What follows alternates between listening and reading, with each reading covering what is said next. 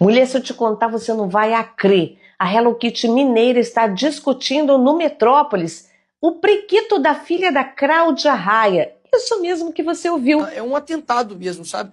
Contra a própria filha dela, que de fato deveria ter ali a sua inocência preservada, deveria ter as coisas na sua etapa. Mas hoje a regra do mundo é: faça aquilo que te faz feliz. Vamos ver se me entende aqui. Bolsonaro! Pessoas são viciadas e escravizadas pela felicidade. Então, se vai fazer bem sexualmente para minha filha, dar um vibrador para ela, vou dar um vibrador. É um passo, assim, posso falar, espiritualmente falando, é um passo grande e largo, próximo ao inferno. Aonde estava a vossa excremência quando 200 pastores estupraram, exclusive crianças, e dentro da igrejinha? O povo quer saber, Hello Kitty mineira, porque agora você está preocupado com o prequito da filha da Cláudia Raia, que ela deu uma declaração outro dia, a Cláudia Cremosa, dizendo que ela deu de presente à filha de 12 anos um vibrador. E olha, não que eu seja favorável a isso, se eu tivesse filha, eu jamais faria isso, but não quero nem saber o que a Cláudia Raia dá para a filha dela ou deixa de dar, até porque isso não é um problema nosso. Isso é um problema da Cláudia Raia, e se houver algum impedimento dentro do Estatuto da Criança e do Adolescente, que ela responda para o Estatuto. But isso não me parece um caos para parlamentares discutirem, que agora estão tentando barrar a isenção de impostos para quem ganha R$5.000. Sim, nós pobres mortais trabalhadores que estamos sendo escravizados numa escala escravocrata 6x1, que bancamos essa vagabundagem para que deputados eleitos com maioria de votos na população brasileira discuta a pepeca da filha da Cláudia Raia. Agora mesmo, o Hugo Marmotto, presidente da Câmara dos Deputados do Brasil, acaba de aprovar que os deputados compareçam somente 4 horas por semana no Congresso. É isso mesmo que você ouviu. Enquanto eles estão discutindo o prequito da filha da Cláudia Raia, eles estão numa escala 1/6. Exatamente, e apenas 4 horas na terça-feira. O restante de toda a semana, os parlamentares poderão continuar vagabundando e custando aos cofres públicos quase R$100.000 cada. Agora, dona Nicole, se você está preocupado em ir direto para o quinto dos infernos, acho melhor a senhora abrir a sua boquinha com estes escândalos de pedofilia que acontecem dentro da igrejinha e que você e toda a bancada Boi, Bala e Bíblia, ficam caladinhos, vão trabalhar, porque a população brasileira não está preocupada com a vida alheia, mas com a nossa própria existência. Babi. Bolsonaro preso.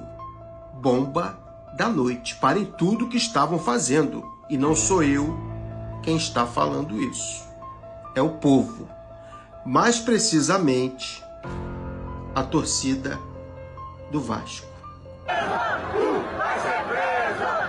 Vai ser preso!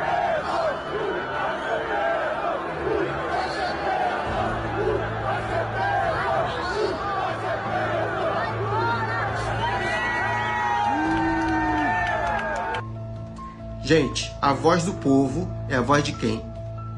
De Deus.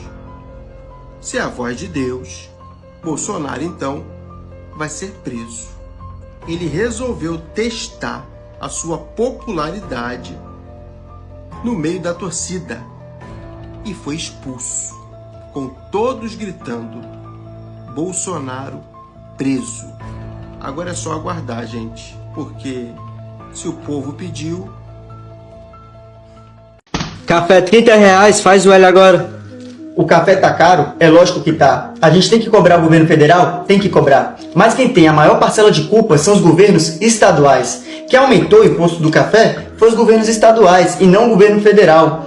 Quem aumenta o ICMS ou abaixa são os governos estaduais. A extrema-direita só quer lacrar na internet. Mas aí, quando teve a nova reforma tributária, que isentar imposto de alimento da cesta básica, inclusive o café, a carne, todos eles votaram contra. Vocês acham mesmo que a extrema-direita tá ligando pro pobre trabalhador? Eles falam que ligam, mas aí quando vem um projeto que vai beneficiar o pobre trabalhador, eles votam contra. Enfim, a maior hipocrisia que existe. Essa é a extrema-direita. Só vivem de lacração. Se você concorda comigo, deixa aqui seu comentário, eu quero saber a sua opinião. Compartilha esse vídeo para que ele possa chegar no maior número de pessoas possíveis. E já me segue aqui também para acompanhar o trabalho. A gente sempre desmentindo a extrema-direita. Tamo junto contra a extrema-direita. Vivemos o suficiente para vermos bolsonaristas que se dizem contra a corrupção apoiar o fim da lei da ficha limpa. Como se já não bastasse nós termos que viver com patriotas que imploram por sanções econômicas contra o seu próprio país, agora nós também temos que lidar com o anticorrupção que quer acabar com mais um mecanismo contra os corruptos. E isso tudo só para proteger o Bolsonaro. Que se dane o país e todos os seus interesses. O que importa é blindar o Bolsonaro. Aliados de Jair Bolsonaro tentam alterar a lei da ficha limpa para torná-lo elegível em 2026. O povo no país querendo o fim da escala 6x1, isenção do imposto de renda até R$5.000, mas a preocupação dos políticos de direita é de proteger o chefe da quadrilha deles. Olha isso aqui, que coisa absurda! Para tentar livrar Bolsonaro da inelegibilidade em 2026, aliados do ex-presidente planejam aprovar um projeto de lei que altera a ficha limpa, reduzindo o prazo de impedimento em participações de eleições de 8 para 2 anos. O texto tem amplo apoio em outros partidos como MDB, PSD, Patriota e Republicanos, que é o partido do novo presidente da Câmara, Hugo Mota. O projeto de lei, que já conta com 73 assinaturas, é de autoria do deputado federal Bibo Nunes, que me parece ser uma espécie de bucha de canhão para a extrema-direita quando eles querem fazer alguma coisa extremamente asquerosa e impopular como essa, porque me parece que os eleitores desse deputado não se importam, não estão nem aí. Ele foi aquele deputado que alugou uma BMW com dinheiro público e quando foi questionado, meteu foda-se, disse que esse era o padrão de vida dele mesmo e quem quiser que ache ruim. E o povo do Sul foi lá e reelegeu ele. Então assim, já que esse parlamentar é o único que pode assumir que tá lá para sacanear o povo e mesmo assim ser reeleito, ele se torna a cobaia perfeita para aprovar os piores projetos do país em favor da extrema-direita. Galera, o deputado Leonel Hadi, do PT do Rio Grande do Sul, lavou a alma do povo brasileiro. No retorno das atividades parlamentares, ele já chegou com os 2 pés na cara da extrema-direita. Em seu primeiro discurso, que registre-se, foi um discurso excepcional. Ele desmascarou o falso patriotismo dos extremistas bolsonaristas, também da preocupação deles com o preço dos alimentos e com o valor do dólar. Eu trouxe aqui um momento para mostrar para vocês. É um discurso um pouquinho longo, mas vale a pena cada palavra que ele disse, porque é um banho para a alma dos brasileiros que entende que a extrema-direita só trabalha com a mentira. Peço que assistam até o fim, não esqueçam de deixar a opinião de vocês e de compartilhar com um amigo. Agora acompanhe. E eu tenho uma coisa para dizer muito clara. Escuta aí.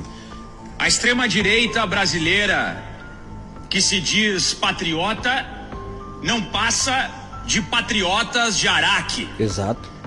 De pessoas que utilizam como base a mentira, que utilizam bonés de um presidente de outro país, do Trump, que tem desprezo pelo Brasil. Sim. E que está, muito provavelmente em breve, estará taxando absolutamente todas as exportações nacionais, o que vai prejudicar o agronegócio, sim, o que vai prejudicar a indústria nacional, sim, o que vai prejudicar justamente os empresários que, na sua grande maioria, apoiam essa lógica da extrema-direita e tem muita simpatia pelo diabão laranja, pelo Donald Trump. E é interessante que nós tenhamos essa realidade no nosso país e muitas vezes essa extrema-direita, patriota de Araque, sim, que diz que está preocupada com o valor dos alimentos, olha aí, mas que esquece que durante o governo Bolsonaro os alimentos aumentaram em 60%. Exato. A média. Um aumento de 60% no preço do alimento. Isso as pessoas faziam filas para comprar osso. Sim. Isso e a o média. dólar, que eles gostam tanto de falar também. Olha só. Bolsonaro pegou a 13,97. Entregou a 5,97. $2. E o Paulo Guedes dizia que era bom, que o dólar tinha que crescer cada vez mais, que isso era muito bom para a balança comercial e para os interesses brasileiros. Quem não lembra disso? Então aqueles mesmos que na época do Bolsonaro votaram no presidente que aumentou em 60% os alimentos no Brasil. Sim. Que votaram num presidente que pegou o dólar a 13,97 e entregou a 5,97, agora estão preocupados com a alta do dólar e com a alta dos alimentos. Essa mesma extrema-direita que se diz preocupada com a alta dos alimentos foi contrária na reforma tributária à retirada dos impostos sobre a cesta básica. tem mais foi contrária à retirada da taxação dos alimentos importados para justamente baratear o alimento na mesa da classe trabalhadora, do brasileiro e da brasileira. Essa extrema-direita que mentiu, propagou uma falsa informação, uma fake news sobre o PIX, e assim eles vão criando narrativas e falsas polêmicas e trazendo informações equivocadas, entre aspas, para tentar desestabilizar um governo que, dentro de todas as suas limitações, tem apresentado grandes resultados para o nosso país. O mercado toda hora diz que estamos indo para o abismo. Errou 95% das vezes. 95%. 95% das vezes de erro. Imagina um policial que erra 95% das suas investigações. Imagina um médico cirurgião que 95% das vezes erra a cirurgia. Já pensou? Imagina um professor que 95% das vezes não aparece em sala de aula. É esse o mercado brasileiro que tenta de todas as formas tensionar, causar problemas para o nosso país, desmobilizar os investimentos, e mesmo assim o Brasil foi um dos países que mais cresceu no ano de 2024 e um dos países que fez o maior ajuste fiscal. O segundo país, entre todos os países analisados, que fez o maior ajuste fiscal e equilíbrio nas contas públicas. Perfeito. E até isso eles mentem. Perfeito. Até sobre isso eles mentem. Quando o Lula diz que teria entrado na meta fiscal e só não entrou por causa dos recursos que de fato o governo federal enviou para o Rio Grande do Sul e não estava responsabilizando o Rio Grande do Sul em relação a isso, estava informando a população dos motivos pelos quais não conseguiu atingir a extrema-direita, veio dizer que o governo Lula estava responsabilizando o estado do Rio Grande do Sul. É uma vergonha o que nós estamos vendo. Nós precisamos de responsabilização, inclusive criminal, de pessoas que propagam mentiras deliberadas para desestabilizar o nosso país. Sim. E qual é a pauta do momento da extrema-direita moralista? Ó, qual? Lei da ficha limpa. Agora eles Querem querem o fim da lei da ficha limpa.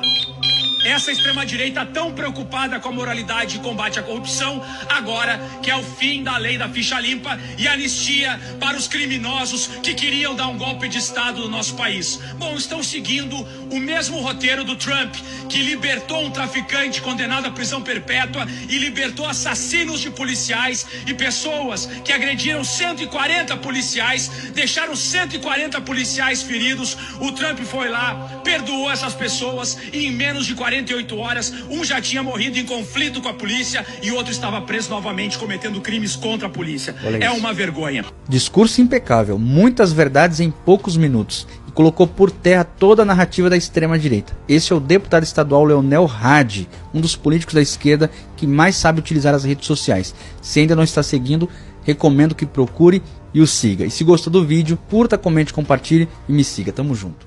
Ei, quem viu a cara do ex-presidente da República, o Messias? Parece que não dormiu de noite há muito tempo. Tava apavorado com a cara de choro, querendo anistia, mas disse que não era pra ele não. Se eu fosse Xandão, eu chamava ele. Para aí, Bolsonaro, vamos fazer um acordo. Venha pro lugar do povo que você mandou ir pra rua pedir intervenção militar. Vem pro lugar deles, fica aqui trancado. Agora diga quem foi que mandou que essa galera do agro fascista era quem bancava. E é verdade. Você pensa que Lula mentiu, que o agro é fascista? Não mentiu não. O agro fez tudo isso para vender a nós óleo de R$14,89. Para vender 1 quilo de carne naquela época a R$60 nas capitais. Com salário mínimo de 1.100 e pouco na época. Foi isso que o agro queria. E ajudou os golpistas. Que o filho de Bolsonaro disse para dar um golpe no Brasil não precisava de muita coisa.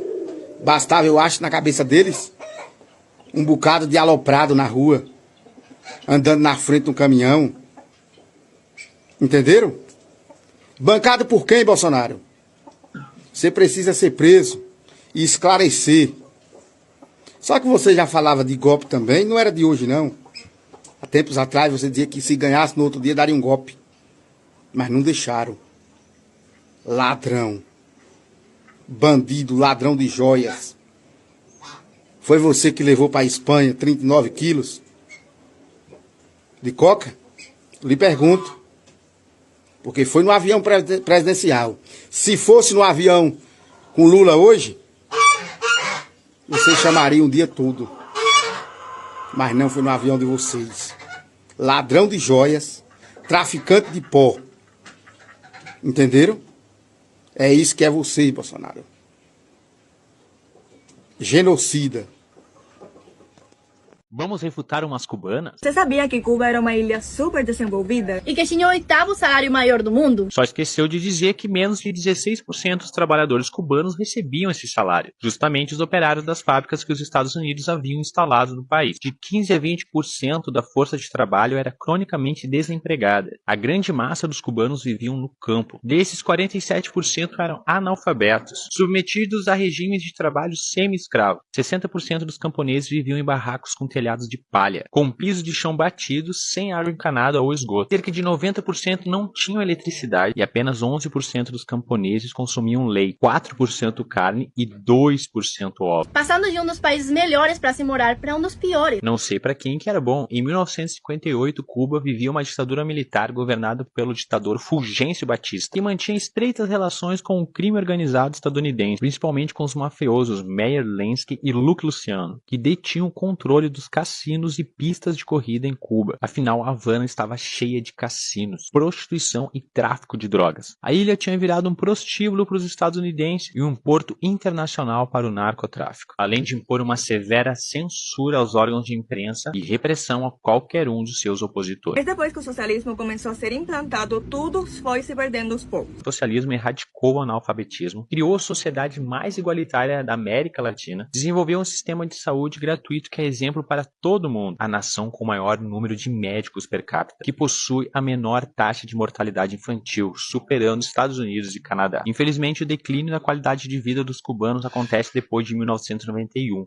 Com o fim da União Soviética e a imposição do bloqueio econômico pelos Estados Unidos. E mesmo com todas as dificuldades, a ilha ainda possui um dos melhores índices de desenvolvimento humano da região. Essas aqui são traidoras, deveriam ser chacota, falsificando a história do seu próprio povo, deslegitimando a luta que no passado libertou milhões de cubanos da miséria e da humilhação. Só por curiosidade, vocês sabiam que existe um tipo de imigrante que não vai ser deportado por Trump e que desde os anos 60 goza de uma série de privilégios para conquistar o green card de sua cidadania estadunidense? Pois são justamente os imigrantes cubanos. Porque esses traidores servem de propaganda anticomunista nas mãos dos estadunidenses e aqui no Brasil serve de fantoche na mão dos partidos de direita. Ah, Ramon, mas tu quer saber mais sobre Cuba do que essas duas que viveram lá? Amigo e amiga, o que não faltam são brasileiros bolsonaristas vivendo nos Estados Unidos, afirmando que o Brasil vive uma ditadura do STF, que o Lula é um ditador, que o Alexandre de Moraes persegue os inocentes opositores que protestaram pacificamente lá no 8 de janeiro. Ou seja, o que não falta é mentiroso para tentar falsear a história e fazer prevalecer a sua própria narrativa.